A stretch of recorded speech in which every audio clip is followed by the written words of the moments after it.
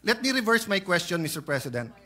Dapat ba maging madali mag-impeach ng isang officer? I'm asking, of course, your opinion that I value, Mr. President. Depende po sa ini-impeach na opisyal. Pero kinakailangan po hindi dapat magmadali. Kaya dalawa po kasing bagay yun eh. Kailangan po siyang mapagbigyan ng due process niya at gaano man po karami yung ebidensyang inaharap sa kanya. Bigyan natin siya ng pagkakataong makasagot. So maaari pong mahirapan ng konti, tumagal ng konti. Ngunit kailangan po natin ibigay lahat ng proseso sa ini-impeach at sa mga nag-i-impeach. I value your answer on due process, Mr. President, and that's my second point. But if you would just also accept, or maybe I can put on record, I'm of the personal view, hindi dapat maging madali mag-impeach ng isang impeachable officer. Bakit po? Unang-una, iilan lang po sila sa ating bansa. Ombudsman, member of constitutional commissions, President, Vice President, Supreme Court. Hindi dapat madali dahil it's an extraordinary remedy in extraordinary circumstance not to penalize them, but para protektahan ng ating bansa at para nga po alisin sila sa equation if they will damage our country.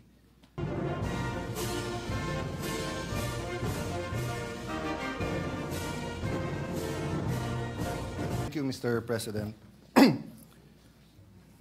The distinguished gentleman, Senator Marcoleta from Tarlac and Senador ng buong bansa.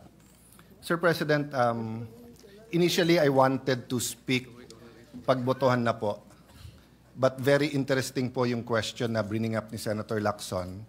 But aside from that, Mr. President, masyadong mabigat yung crossroads na hinaharap ng ating bansa. And remember, assuming we do nothing today, I am 101% sure that on February 6, 2026, an impeachment case will be filed against the Vice President. Maybe against other impeachable officers too. So I think it is very important that mahimay natin yung desisyon, yung sentimento ng institusyon na to, mailabas hindi lang sa social media at sa traditional media ang mga puntong nagsasaliwa, meaning pong parang hindi nag-uusap eh. So at least here we disagree, but whether we listen to the minority leader or to Senator Marcoleta, we agree to listen to each other and to examine each other's points. So I just like a few minutes on some very important matters. Let me start by the accusation that because of this decision, masyado nang mahirap at wala nang mai-impeach. So may I ask Senator Marcoleta if he would give me the honor of asking him a few questions and allowing me to interpolate on 2 or 3 topics. The first one is whether or not naging imposible na mag-impeach under this decision. The gentleman may proceed if Senator Marcoleta will so allow it. Yes, Mr. President. Mr. President, sabi po nung iba, imposible na daw mag-impeach ngayon dahil sa desisyon. I see the decision before you. I approached you last week. You've been studying it. I see your radio program. Mukhang 10 beses mo na nabasa yung desisyon at apparently, Mr. Senator, you also listen to criticism. So kung ano rin yung sinasabi ng iba, pinapakinggan mo rin.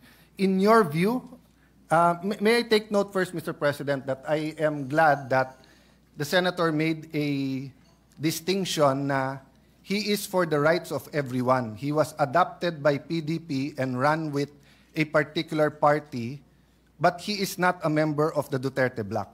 Am I correct there? Technically speaking, Mr. President, I am not a member of the PDP, but I admit that I was adopted and I ran in unity with some of the parties of the PDP candidates at the time. The point I'm going at is like, I was a cabinet member in the Duterte administration, but I have not talked to the Vice President. I ran as an independent in 2022, so I speak now as a senator and not as a partisan. I assume the same, Your Honor. Yes, that Mr. President. you're giving your own personal opinion as Senator Marcoleta, not as a partisan. Of course, I assume that for everyone here, no, regardless of our position. So, Mr. Senator, sa iyong paghimay ng desisyon, sa tingin mo ba imposible na ngayon mag-impeach ng isang impeachable officer? Hindi po, Mr. President. So naging napakahirap ba mag-impeach ng isang officer? Hindi ko po alam kung bakit mahirap po sa kanila, Mr. President. Ang importante lang po, ilagay lang po sa tamang proseso. Napakasimple po kasi nung kanilang mga tuntunin, iniisip ko, sundin lang yung mga tuntunin. Ang problema po, isa man sa tuntunin, wala pong sinunod. Kaya po humirap ng humirap para sa kanila.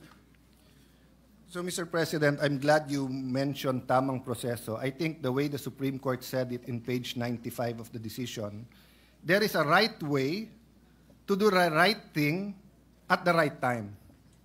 The problem, Mr. President, is sinasabi po nung iba, may decision na sa former decisions, meron ng definition ng initiation, and many of us here were not mere spectators there. I mean, Senator Soto, I think, was in the impeachment court, di ba, of Senator Estrada, Senator Laurentu. Senator Kiko was still on the, we were together kay Senator Corona. Senator Cheese and I and Senator Miggs were in the House during the prayer 1/3 to the Senate articles of impeachment, di ba? So, hindi po tayo stranger sa mga pangyayaring ito. Ang punto ko, Mr. President, Senator Marcoleta, kung hindi nagsabi ang Supreme Court ng specific na dapat sundin, pwede kong ma-interpret na baka naman masyadong mahirap. Baka naman kahit anong i-file kung gustong protektahan, hindi na siya ma-impeach. Paano na yung accountability? But is it true, Mr. President, that on page 93 of the decision, the Supreme Court actually narrated what has to be done for a valid impeachment complaint? Yes, Mr. President. Allow me to read. 1, the draft article of impeachment or resolution should be accompanied by evidence when made available to members of the House, especially those who are considering its endorsement. 2, the evidence should be sufficient to prove the charges in the articles of impeachment. 3, the draft articles of impeachment and their accompanying evidence should be made available to all members of the House of Representatives, not only to those who are being considered to endorse. Impeachment is an act of the entire House, which requires a qualified minority of only 1/3 of its members to be transmitted to the Senate. However, the House of Representatives is a deliberative assembly where each member should be allowed to represent the views of their constituents. Let me stop there first. Mr. President, may problema ba yung number 1 na yung articles of impeachment kailangan may ebidensya? Wala pong problema doon, Mr. President. Hindi ba ho baliktad? Kung walang ebidensya, may problema. Tama po. Kasi kung walang ebidensya, ano yon? Tapon mo sa Senate, bahala na si Batman.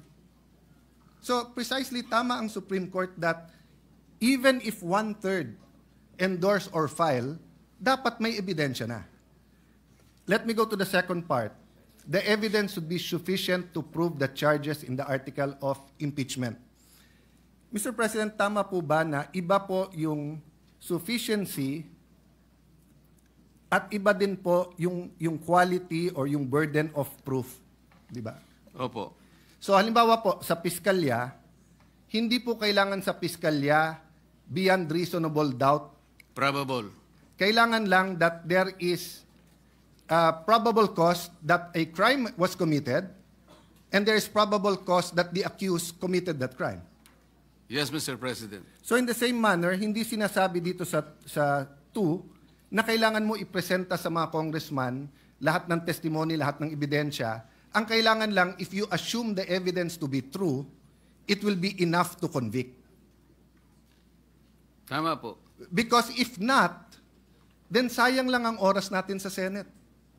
Kung may articles of impeachment ka, walang ebidensya or may ebidensya pero yung ebidensya is not sufficient to prove the charges, either the Senate will be a kangaroo court and convict without evidence, or we will be wasting our time. So wala rin problema sa number 2, Mr. President. Wala po, Mr. President. Number 3, ang sinasabi lang ng number 3, kahit na pumirma yung 1/3, kailangan ipakita pa rin sa lahat ng Kongreso. Isa po sa hinanakit po yun nung bata ako dahil ako po'y payat nun at hindi katangkaran. Parati akong saling pusa sa basketball, baseball, volleyball, dahil hindi po ako ganong kagaling sa sports. Sa Congress ba, hindi ba tamang rule to? Na kahit wala ka sa majority, kahit wala ka sa qualified minority, kapag ka may impeachment, merely being elected as a representative of the district or of the party list, dapat ipakita man lang sa iyo yung articles of impeachment at saka yung ebidensya. Tama po kayo. Wala man lang po akong nakita sapagkat ako po hindi isinali sa pakakitaan ng... So naiintindihan niyo po kung paano maging saling Hindi ko nga pusa. po alam na meron na po pala. Hindi man lang kami binigyan eh. Kaya nung tinanong ko po yung aking mga kasama, kayo pala bigyan nyo nga ako ng kopya. Para mabasa ko. Wala rin kami. Paano nyo pinirmahan? O hindi naman namin binasa nung pinirmahan na. Basta meron lang binigay ng mga signature pages. Doon lang kami pumirma. So hindi nyo nabasa? Hindi. God and the world has a way of correcting itself because now I have the privilege of serving the people here, not as a salimpusa, and definitely, Your Honor, as chairman of the Senate Blue Ribbon Committee, is not a salimpusa here in the Senate. In fact, you are an esteemed neophyte with a very powerful committee. So, again, number 3 is just a simple walang salimpusa rule, which is very good. Number 4, respondent have the opportunity to be heard on the draft articles of impeachment. Hindi ko na po babasahin dahil mahaba, pero basically ang sabi ng Supreme Court dito, hindi naman kailangan pumunta doon ang Vice President. Pwedeng through pleadings. Meron po bang masama dito, Mr. President, na kapag may na-impeach, bigyan man lang siya ng kopya at pasagutin muna siya sa House bago siya pasagutin sa Senate? May masama po ba dito? Wala pong masama, Mr. President. Ang totoo nga po, sinasabi nga na dapat i-repair po lahat ng impeachment complaints kahit na yung pinirmahan ng 1/3 o higit pa, i-repair sa Committee on Justice. Yun po ang paraan siguro para magkaroon man lang ng pagkakataon ng Vice President, kahit na by pleadings lang, makasagot siya. Yeah. Pero hindi nga po ibinigay. Before I go to number 5, just because I like your answer, Mr. President, one thing that guides me, no? So in coming to my decision with this, I follow 2 books. One, the Bible, which is of course a covenant between God and people, tayo, and the Constitution, which is a covenant among the Filipino people and the government, no? Alam mo, both books talk about due process. Ang Panginoon, nung kinain ni Adam at Eve yung prohibited fruit, nagtanong muna siya, ba't kayo nagtatago? Hindi nag-accuse, nagtanong muna, pero alam na ng Diyos. So ang ibig lang sabihin ng due process, sabi ng desisyon ng Supreme Court, magtanong ka muna bago ka humusga. So Mr. President, I was thinking, what if naging masyadong emotional yung eleksyon ng huli? And one-third of members of Congress ay naging anti-administration at ang kinahaharap natin ngayon ay isang impeachment labang kay President Marcos at pag siya'y na-impeach, magiging presidente si Vice President Sara. I wonder if all of us in this room and out of this room will still have the same paninindigan. I hope I will. I'm not judging. I am just saying, Mr. President, what helps me is those 2 books, but also to put myself in the opposite side, to put myself in that position. What if, so I'm looking, I see my good friend, former Senate President Subiri, shaking his head. So natanaw ko tuloy si Senator Kiko. What if Vice President Lenny and Senator Kiko won in 2022? And what if ang ini-impeach ngayon ay si Senator Kiko? I hope yung decision ko to support this decision would be the same. Tama po, dapat walang pagkakaiba. Wala saan pagkakaiba. So number 5, a reasonable period of time determined on the basis of complexity of charges must be given to all members of Congress. Kasi lumalabas po, yes, tama si Senator Soto, ibang mode yung 1/3. Pero lumalabas po mismo sa pleadings, mismo sa sinabi ng House of Representatives, wala pang 3 oras. Yung Wala po. ibinigay sa mahigit 200 na pumirma, samantalang ang complaint is a few hundred pages. Tama po ba? Mahaba pong pahina lahat ang sinabi sa akin, Mr. President, at hindi po nila na kayang basahin sapagkat wala nga silang kopya. Humihingi po sila ng kopya bago pumirma, ngunit wala pong ibinigay. Yun po yung sinabi sa akin ng mga ilan sa aking mga kasamahan doon. Yung number 6 po, Mr. President, madali kasi kailangan yung impeachable act is an act done while they were in their present office. So wala naman pong problema dyan. Meaning, kung may nagawa si Senator Cruz nung konsyal pa siya, pero ngayon Vice President na siya, hindi naman siya pwedeng impeach base sa ginawa niya nung konsyal siya. Tama po. So madali po yon. Number 7, at the very least to accord the opportunity to be heard under the requirement of due process in the procedure under Article 11, Section 3, Paragraph 4, after the draft articles of impeachment and required proof arrived at. Letter A, the House of Representatives should provide a copy of the draft articles and its accompanying evidence to the respondent and give her an opportunity to respond within a reasonable period. May problema po ba dito? Wala po. Kapag ka ganito kabigat, natatanggalin mo ang isang impeachable officers, tama po ba yung surprise? Hindi po. Parang, eto yung wag mo nang tignan, 1/3 naman kami, sa Senado ka na, sa Senado ka na mag-reply.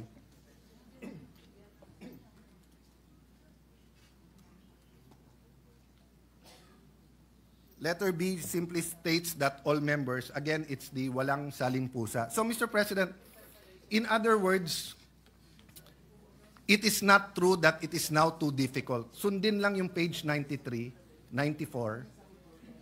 Whether it's February 6 for the Vice President or if anyone wants to file an impeachment against anyone, magagawa to at any time. Tama po, Mr. President. Let me reverse my question, Mr. President. Dapat ba maging madali mag-impeach ng isang officer? I'm asking, of course, your opinion that I value, Mr. President. Depende po sa ini-impeach na opisyal. Pero kinakailangan po hindi dapat magmadali. Kaya dalawa po kasing bagay yun eh. Kailangan po siyang mapagbigyan ng due process niya at gaano man po karami yung ebidensyang inaharap sa kanya. Bigyan natin siya ng pagkakataong makasagot. So maaari pong mahirapan ng konti, tumagal ng konti. Ngunit kailangan po natin ibigay lahat ng proseso sa ini-impeach at sa mga nag-i-impeach. I value your answer on due process, Mr. President, and that's my second point. But if you would just also accept, or maybe I can put on record, I'm of the personal view, hindi dapat maging madali mag-impeach ng isang impeachable officer. Bakit po? Unang-una, iilan lang po sila sa ating bansa. Ombudsman, member of constitutional commissions, President, Vice President, Supreme Court. Hindi dapat madali dahil it's an extraordinary remedy in extraordinary circumstance not to penalize them, but para protektahan ng ating bansa at para nga po alisin sila sa equation if they will damage our country.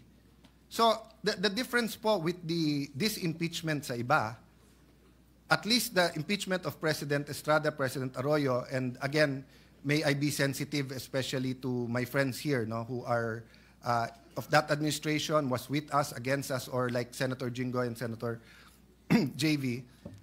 Yung feeling kasi doon is that if there was another day na hindi na impeach, magagamit yung opisina na yon. Kasi presidente pinag-uusapan. Ganon din sa Chief Justice, na habang nandun ka, ma-impluensyahan mo yung korte. Pero pag pinag-uusapan mo Vice President ngayon, wala naman siyang hawak na departamento, wala siyang hawak na agency, wala namang police, militar, NBI, Coast Guard, whatever under sa kanya. Yes, we should hold her accountable kung may ginawang mali. Dapat i-impeach pag may ginawang mali. Pero it's not true that today and tomorrow matters that much. Because wala naman siyang opisina na magagamit not only to cover her tracks or to damage the country, di ba? In fact, I doubt kung walang perpetual disqualification yan, baka iba ang suma natin ngayon. But I don't want to go to the political aspect. The point I want to make, Mr. President, is para tayong nag-Goldilocks, pag gusto natin yung i-impeach natin, so nung time na yon na gustong impeach si President Erap, padaliin natin. At kung hindi, walk out tayo. Oh. Kung kakampi mo si GMA, pahirapan natin. Kung kakampi mo si Duterte, pahirapan natin, di ba? So, in that point, I see why the Supreme Court, they made a statement Nag-statement sila about history. Sabi ng Supreme Court,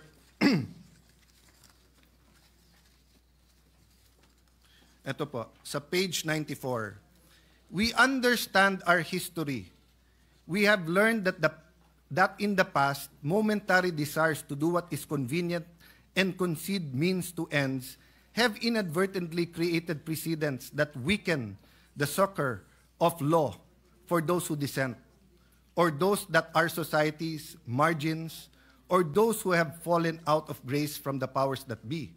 We have learned that the clash of political interests in the past, often disguised by noble intentions, have obscured the need to address the real problems of corruption, inequality, poverty, and disempowerment faced by our people. Kung ito lang po ang sinabi nila, Mr. President, sasabihin kong hindi ba namumulitika yung korte? But sinabi nila to after page 93 na iniisa-isa nila paano mo i-impeach eh. So parang nga tinuruan na ang Senado at saka House, gusto niyo impeach ang Vice President o sino man, sundin niyo lang to. Wala na kayong problema. So I think in that sense, Mr. President, it's a balanced decision. Ang question, Mr. President, yung tanong ni Senate Minority Leader, former Senate President Soto, operative fact, Mr. President. Mr. President, may I venture to answer the question of Senator Soto nung tinanong niya, ano to? Diba? Ano to yung nag-robe, etc. Nasagot na po kasi ni Sara Geronimo yon. Nung sinabi niya kay Coco Martin, there was never an us. There was never an us. Sinabi kasi ng Supreme Court na void ab initio to. But I have a reason, Mr. Minority Leader, former Senate President, and Senator Ping, why I bring this up. Because I agree with Senator Ping na ano ang i-dismiss natin. Because ang sinasabi ng Supreme Court, and that goes to my last point, for your consideration, Senator Marcoleta, sabi ng Supreme Court, there was never an us, ibig sabihin, void ab initio. So wala tayong i-dismiss. So theoretically, if we do not do anything today, we are following the Supreme Court decision. Except, yeah, that's why I'm agreeing with you. So agree with me when I'm agreeing with you, Mr. Senate President, and Senator Ping. However, human nature is that if we do not do anything, people will say it's pending. And we do have the 1 year one filing bar. So the Constitution did not intend that every single day of your life as ombudsman, as vice president, president, may nakatutok sa yung impeachment. So it is also fair to the vice president that we dispose of this. The question now is, if it is void ab initio, why did the Supreme Court not apply the doctrine of operative fact? In my research, 2 reasons. One, hindi po bringing up ng House of Representatives ito. Bringing up po to ng House of Representatives later on in the MR.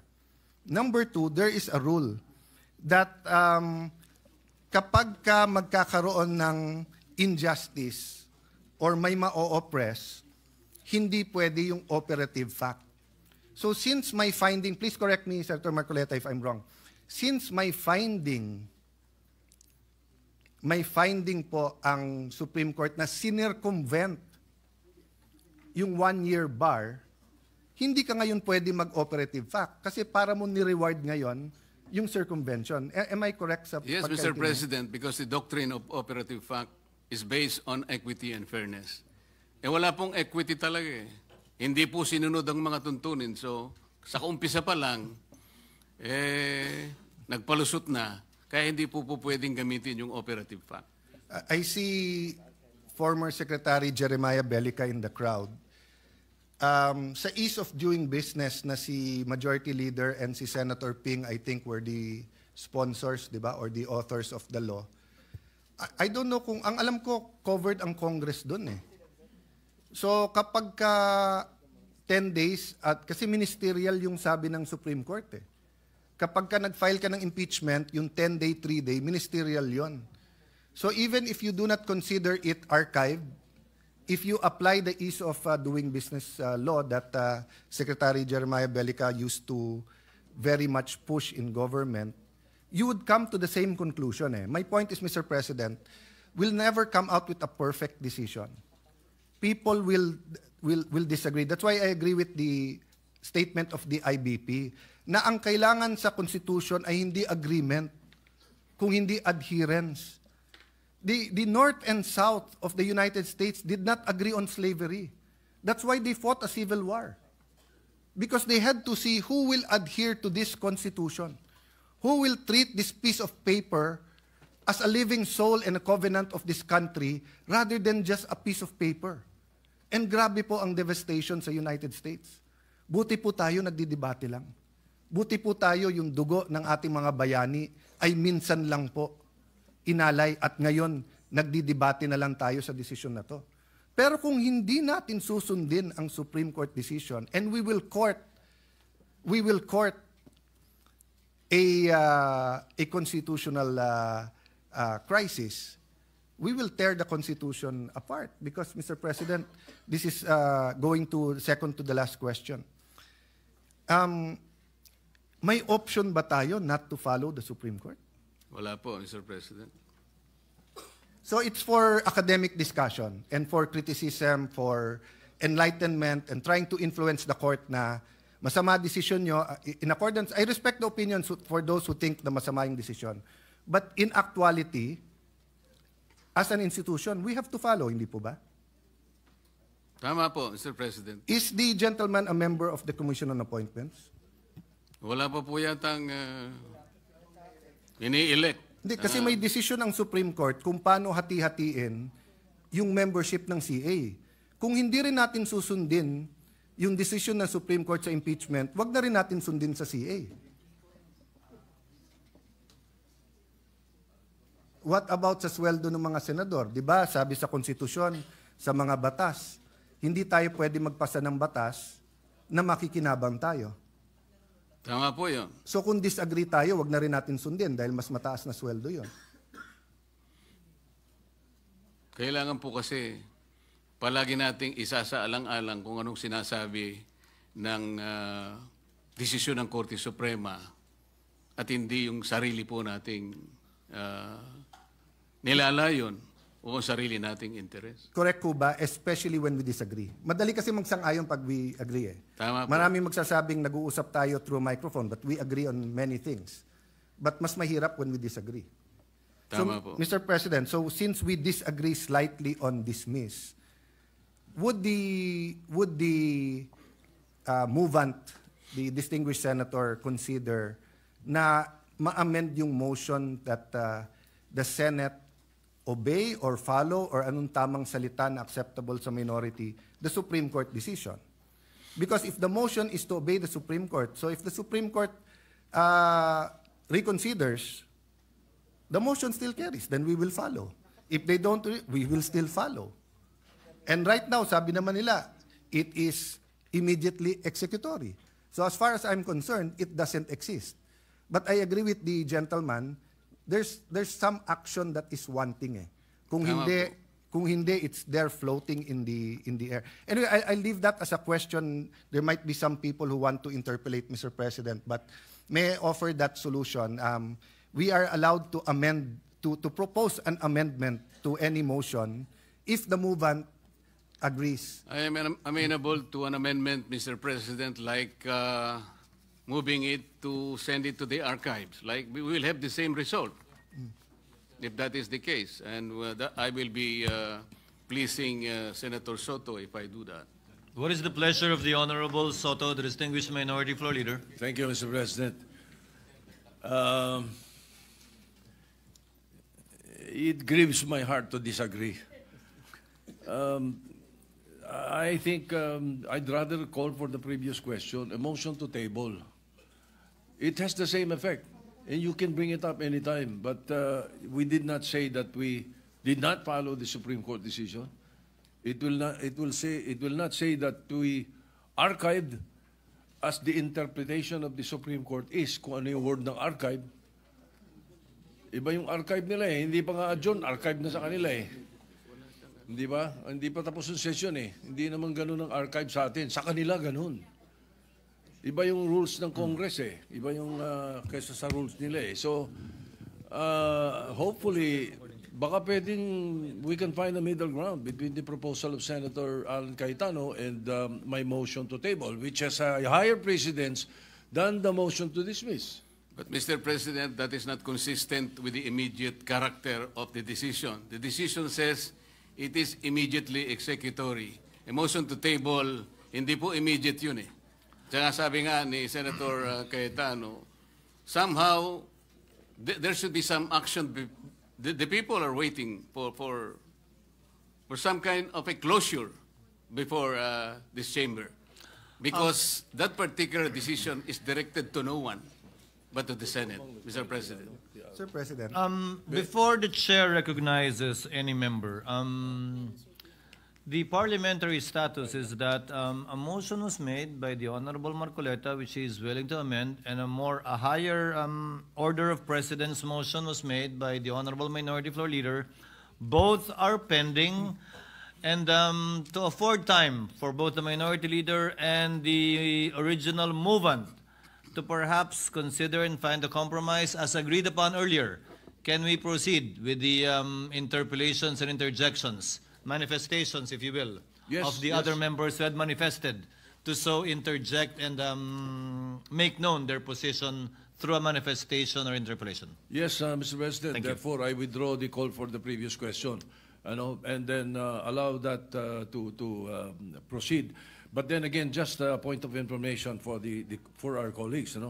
The Supreme Court has just received a motion for a TRO for the Senate not to take up this particular case. It was filed yesterday by the former Associate Senior Justice Tony Carpio, also Ombudsman Conchita Carpo Morales, Commissioner Heidi Mendoza, religious leaders, former military and public servants, Ms. Sheila Magno, students and the youth and the academe. They have filed a TRO with the Supreme Court, and we are awaiting something to that effect. It might come out today, and then we are, again, inuunahan natin. So hopefully, yes, we can proceed, Mr. President. Thank you, Minority Floor Leader. Your manifestation is duly noted. Senator Cayetano, Sir President, let me agree wind with... up. let me just agree with both you and the Minority Leader. And of course, thank Senator Marcoleta for his openness. Ang intention ko lang naman po in proposing an amendment, wala pa yung actual words, no? But, Mr. President, kasi kung pwede, pag bumoto tayo, dahil mabigat po yung pagbobotohan natin at most of us have dug in already sa legal opinion natin sa boto natin. So kung mali ang framing kung ano pagbobotohan, mahirapan din tayo lahat. So meaning I don't mind if I vote for or against the proposition, at least malinaw kung anong pagbobotohan ko. So like I would vote to follow the Supreme Court decision. I'm thinking whether I'll vote to dismiss because the Supreme Court said it did not exist, void ab initio. But I don't want to vote against it because if I vote against it, it is live. And precisely the Supreme Court said immediately executory. No? So let me yield the floor para dun makapagtanong yung iba. But I'm hoping some of us can come up with language that will be acceptable. We might not have a unanimous vote, but at least klaro kung anong pinagbobotohan natin. Thank you very much, Senator Marcoleta. Mr. President, just a point of information. Senator Pia Cayetano is recognized for her point of information. Yes, thank you, Mr. President. I'm happy to be corrected. We have on the floor, I don't know, maybe 5 or 6 previous majority floor leaders. Senator Alan was a majority floor leader. The minority floor leader was Senator Soto, was a majority floor leader. Senator Kiko was a majority floor leader. Senator Subiri, former Senate President, was also a majority floor leader. I hope I didn't forget anyone. Lauren was a majority floor leader. So on that note, I just want, so again, I'm happy to be corrected, but the rules, to my knowledge, do not limit us to a particular kind of motion. Rule 31, the title is Precedence of Motions, so it lists the motions that take precedence. Rule 32 is the privilege motion. It doesn't mean that we cannot have a different motion. So just put that on the table so that those who want to be creative can continue this discussion later on when we get to that point that we are deciding if we will rephrase, if we choose to look for a more appropriate wording, but I'd like to include this in everyone's for everyone's consideration, that there doesn't seem to be a limitation on what kind of motion we can present to the body. Thank you.